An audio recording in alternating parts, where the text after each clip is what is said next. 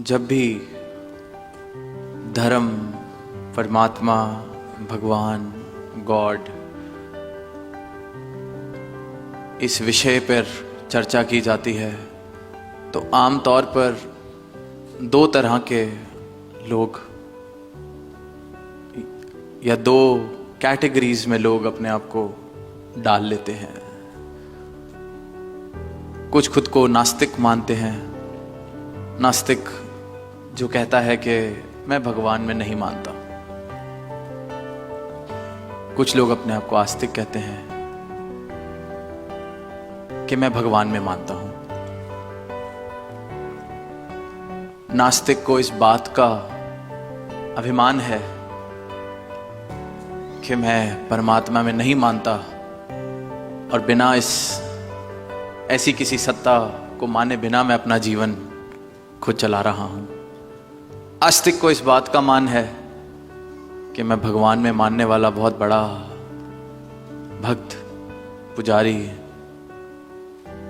पर अब सोच के देखें तो दोनों एक ही सिक्के के पहलू हैं। चाहे आस्तिक है चाहे नास्तिक है, दोनों बराबर ही जगह पर खड़े हैं, एक ही कश्ती में सवार हैं।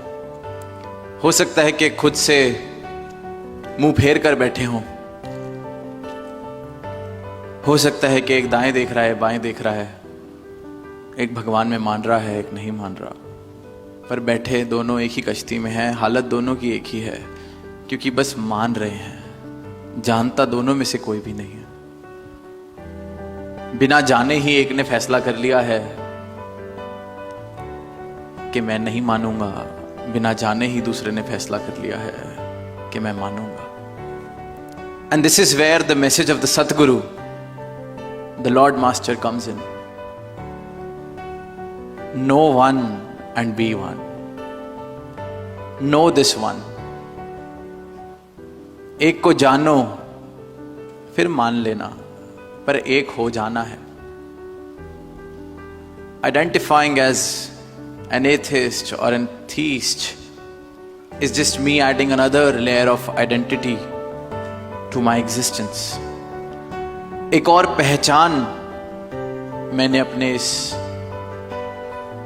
अस्तित्व को दे दी है कि मैं ये हूं, मैं डॉक्टर हूं, मैं आदमी हूं, मैं औरत हूं, मैं रईस हूं, मैं ब्राह्मण हूं, क्षत्रिय हूं, वैश्य हूं,